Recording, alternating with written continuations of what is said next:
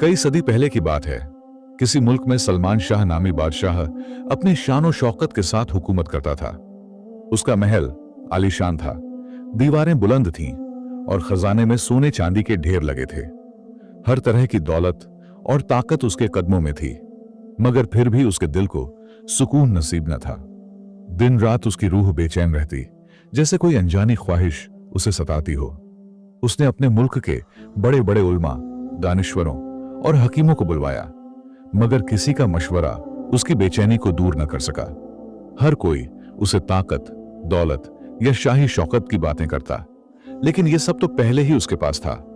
एक रात जब चांद आसमान में अपनी पूरी आबोताब के साथ चमक रहा था, बादशाह सलमान शाह नींद से अचानक बेदार हुआ। उसका दिल बेचैन था और वह अपने महल के बाग में टहलने लगा। सितारों भरे आसमान की तरफ देखते हुए उसने दुआ मांगी, ऐ खुदा, मेरी इस बेचैनी का इलाज बता। मेरे दिल को सुकून कहां नसीब होगा। तभी एक खादिम ने हाजिर होकर इत्तला दी कि महल के करीब एक फकीर बैठा है जो दावा करता है कि उसके पास बादशाह की बेचैनी का जवाब है। बादशाह को हैरत हुई। एक फकीर जिसके पास ना दौलत है ना शौकत, वह क्या जानेगा जो बड़े बड़े दानिश्वर ना समझ सके। मगर उसके बेचैन दिल ने उसे मजबूर कर दिया। उसने हुक्म दिया कि फकीर को महल में लाया जाए। फकीर का नाम था हजरत यूसुफ, एक सादा पोश मुसाफिर जिसके कपड़े मैले और फटे हुए थे, मगर चेहरा नूरानी और आंखें सुकून से भरी थीं। उसने बादशाह से कहा, ऐ बादशाह सलामत, मैं एक मुसाफिर हूं, मगर मेरे पास एक जवाब है जो तुम्हारी बेचैनी को दूर कर सकता है। अगर तुम सचमुच सुनना चाहते हो तो कल मुझे तन्हा बाग में बुलाओ। बादशाह ने हामी भर ली और फकीर चला गया। उस रात बादशाह को पहली बार अपने दिल में सुकून की एक हल्की सी झलक महसूस हुई। उसे यकीन हो चला कि शायद यह फकीर उसकी जिंदगी बदल दे। सुबह सूरज की किरणों ने महल को रोशन किया और बादशाह बेसब्री से फकीर से मुलाकात के लिए तैयार हो गया। बाग में हजरत यूसुफ पहले से मौजूद था, एक दरख्त के नीचे आरामदेह अंदाज में बैठा हुआ। उसका चेहरा पुरनूर था और आंखों में सुकून की चमक थी। बादशाह ने मौद्दबाना लहजे में पूछा, ऐ दाना शख्स, मुझे बताओ, मेरे दिल का सुकून कहां है? हजरत यूसुफ ने गहरी सांस ली और बोला, बादशाह सलामत, सुकून का रास्ता जानने से पहले यह समझना जरूरी है कि बेचैनी कहां से आती है। तुम बताओ, क्या तुम्हारे दिल में कभी किसी की मदद करने, किसी की तकलीफ बांटने की ख्वाहिश जागी है? बादशाह ने शर्मिंदगी से सिर झुका लिया। उसने कहा, मैंने अपनी पूरी जिंदगी अपनी ताकत, दौलत और शौकत के बारे में सोचा। मुझे कभी ख्याल ना आया कि किसी की मदद करना भी सुकून का जरिया हो सकता है। फकीर मुस्कुराया और बोला, यही तुम्हारी बेचैनी की वजह है। तुमने अपनी दौलत और ताकत को अपनी जात तक महदूद रखा। असल सुकून दूसरों की खिदमत में छिपा है। बादशाह ने फकीर की बातों को गौर से सुना, मगर उसका दिल अभी पूरी तरह कायल न हुआ। उसने सवाल किया, क्या सिर्फ दूसरों की मदद से ही सुकून हासिल हो सकता है? हजरत यूसुफ ने जवाब में एक कहानी सुनाई। एक बार एक मुसाफिर एक बस्ती से गुजर रहा था। वहां के लोग भूख से मर रहे थे और कोई किसी की मदद को तैयार न था। मुसाफिर ने अपनी रोटी निकालकर बस्ती के सबसे कमजोर शख्स को दे दी। अगले दिन बस्ती के लोग उसके जज्बे से मुतासिर होकर एक दूसरे की मदद करने लगे। देखते ही देखते वह बस्ती खुशहाल हो गई और मुसाफिर को एक अनमोल सुकून हासिल हुआ। बादशाह को यह कहानी दिल से छू गई, मगर उसका जहन अभी भी उलझा हुआ था। उसने कहा, यह सब सुनना आसान है, मगर मैं कैसे यकीन करूं कि यह मेरे लिए भी कारगर होगा? फकीर ने जवाब दिया, अगर तुम्हें यकीन नहीं तो मेरे साथ चलो।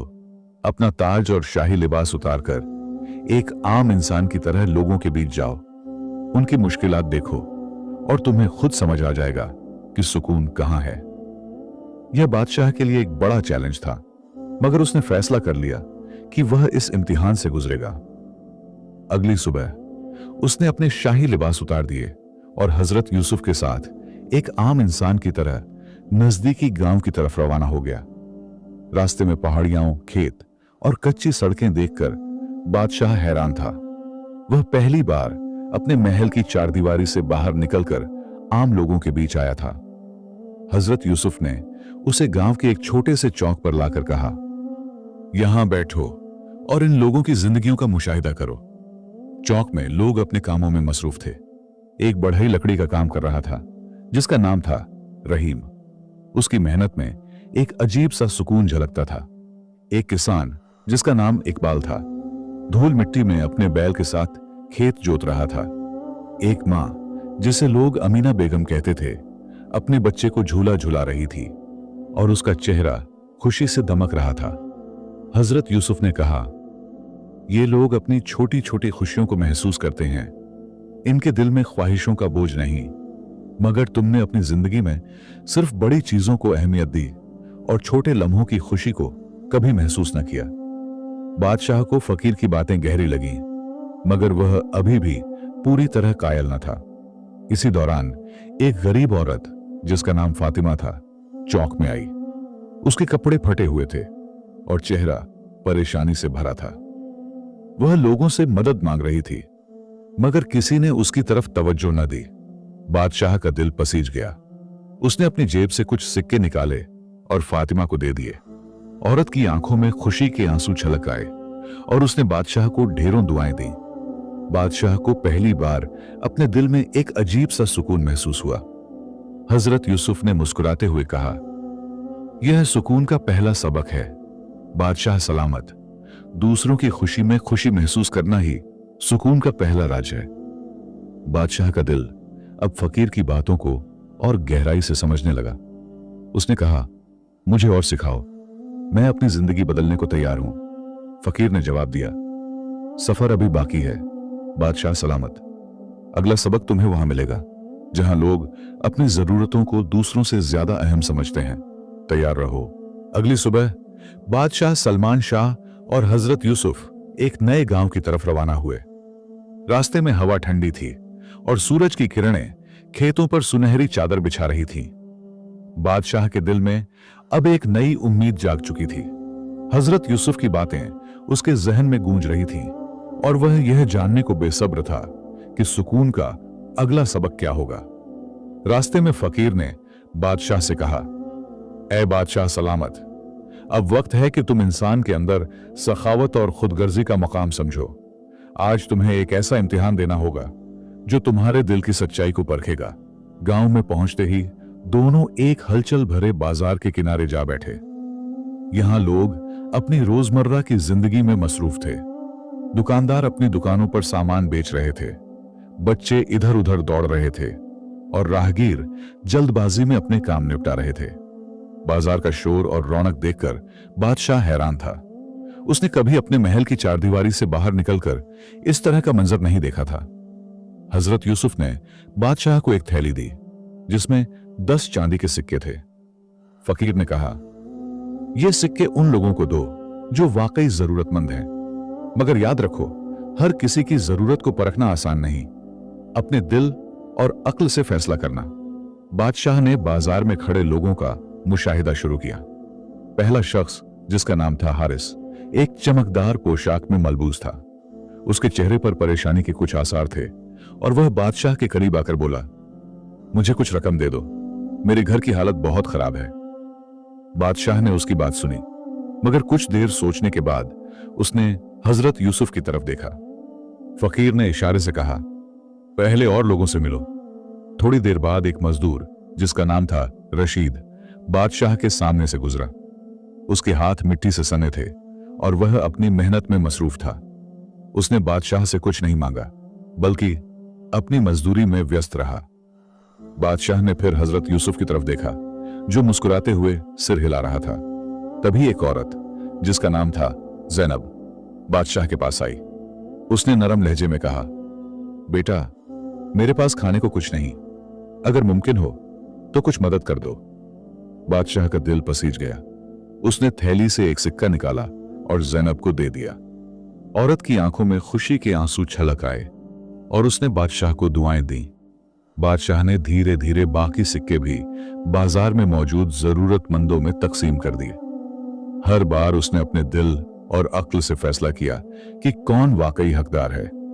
एक बूढ़ा आदमी, जिसका नाम था अब्दुल्ला, अपनी टूटी फूटी गाड़ी ठीक करने की कोशिश कर रहा था।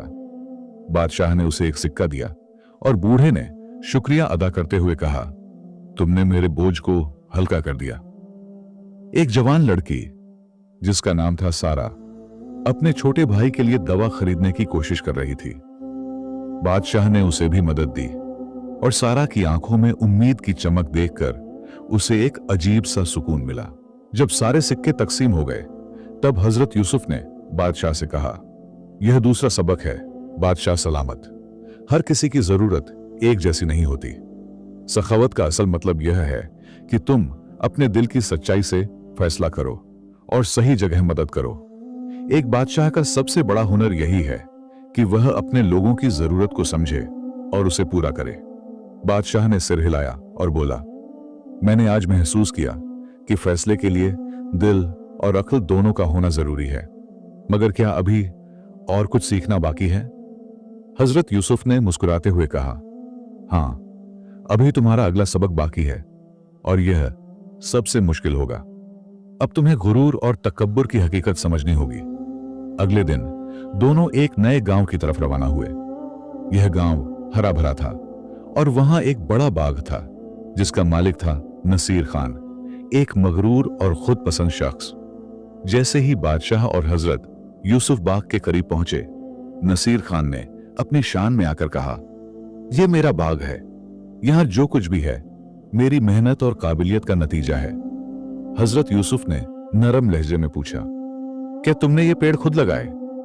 क्या तुमने इन फलों को खुद उगाया? नसीर खान थोड़ा हैरान हुआ और बोला, मैंने अपने नौकरों को हुक्म दिया था, उन्होंने यह बाग बनाया, मगर हर चीज का मालिक मैं हूं। हजरत यूसुफ ने खामोशी से एक मुरझाए हुए पौधे की तरफ इशारा किया और कहा, जिंदगी की हकीकत इस पौधे की तरह है। गुरूर करने वाले लोग सोचते हैं कि वे सब कुछ काबू में रख सकते हैं, मगर कुदरत के फैसले सबसे बड़े होते हैं। बादशाह यह बात सुनकर गहरे सोच में पड़ गया। उसने फकीर से पूछा, क्या गुरूर सिर्फ अमीरों की बीमारी है? हजरत यूसुफ ने जवाब दिया, नहीं, गुरूर किसी भी मकाम पर आ सकता है, यहां तक कि एक बादशाह भी गुरूर का शिकार हो सकता है अगर वह यह समझ ले कि उसे किसी की रहनुमाई की जरूरत नहीं। फकीर ने बादशाह को एक और इम्तिहान देने का फैसला किया। उन्होंने एक छोटे से गांव का दौरा किया जहां एक बूढ़ी औरत जिसका नाम था हलीमा बी रहती थी। हलीमा के पास सिर्फ 2 रोटियां थीं, मगर वह उनमें से एक रोटी बादशाह और फकीर को देना चाहती थी। बादशाह ने कहा, यह औरत इतनी कमजोर है, इसे अपनी रोटियां अपने लिए रखनी चाहिए। हजरत यूसुफ ने मुस्कुराते हुए कहा, यह सखावत का इम्तिहान नहीं बल्कि तुम्हारे गुरूर का इम्तिहान है। कभी कभी कमजोर लोग भी ताकतवर दिल रखते हैं और यही गुरूर को मिटा देता है। बादशाह को एहसास हुआ कि वह हलीमा बी की अजीम रूह को नहीं समझ पाया था। उसने फौरन फकीर से माफी मांगी और कहा, मैं आज तक गुरूर के पर्दे में जिंदगी गुजारता रहा, मगर आज मैंने हकीकी आजादी को पहचाना। हजरत यूसुफ ने उसे दुआ दी और बोला, तुम्हारे दिल में जो रोशनी जाग रही है वह तुम्हें एक कामयाब बादशाह बनाएगी, मगर अभी एक आखिरी सबक बाकी है। हजरत यूसुफ और बादशाह सलमान शाह अपनी आखिरी मंजिल की तरफ रवाना हुए। यह एक ऊंची पहाड़ी चोटी थी जहां से पूरा शहर नजर आता था। रास्ते में हवा में ठंडक थी और आसमान में सितारे टिमटिमा रहे थे। बादशाह का दिल अब पहले से कहीं ज्यादा हल्का था। हजरत यूसुफ की रहनुमाई ने उसे जिंदगी का एक नया नजरिया दिया था। वह यह जानने को बेसब्र था कि आखिरी सबक क्या होगा। फकीर ने रास्ते में कहा, बादशाह सलामत, यह तुम्हारी आखिरी आजमाइश है। इस चोटी पर तुम्हें यह समझना होगा कि एक हुक्मरान का सबसे बड़ा हुनर क्या है। पहाड़ की चोटी पर पहुंचने के बाद उन्होंने एक बुजुर्ग चरवाहे को देखा जिसका नाम था मूसा खान।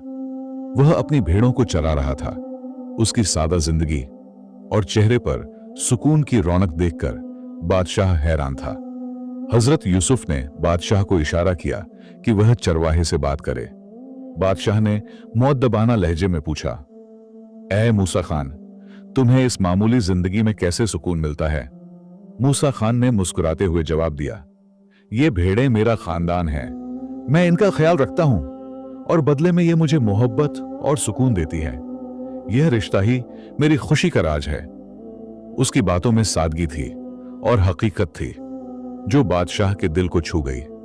हजरत यूसुफ ने बादशाह से कहा, गौर करो बादशाह सलामत, एक चरवाहा और बादशाह में ज्यादा फर्क नहीं। चरवाहा अपनी भेड़ों का ख्याल रखता है और एक बादशाह अपने लोगों का। मगर अगर चरवाहा अपनी भेड़ों को भूल जाए तो वे बिखर जाती हैं। उसी तरह अगर एक बादशाह अपने लोगों को नजरअंदाज करे तो उसकी बादशाहत खत्म हो जाती है। बादशाह ने गहरी सांस ली और फकीर की बातों पर गौर करने लगा। उसने कहा, मैंने अपनी जिंदगी में ताकत और शौकत को बादशाहत का मकसद समझा, मगर आज मुझे एहसास हुआ कि असल बादशाहत खिदमत में है। हजरत यूसुफ ने मुस्कुराते हुए कहा, सच कहा बादशाह सलामत। एक बादशाह वही है जो अपने लोगों की खिदमत करे, उनके दुख दर्द को समझे और अपनी ताकत को उनकी भलाई के लिए इस्तेमाल करे। चोटी से नीचे उतरते वक्त बादशाह का जहन अब साफ था।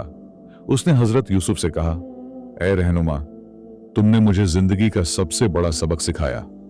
मैं आज तक अपने महल की चार दीवारी में कैद था, मगर अब मैं अपने लोगों के बीच जाऊंगा और उनकी जिंदगियों को समझूंगा।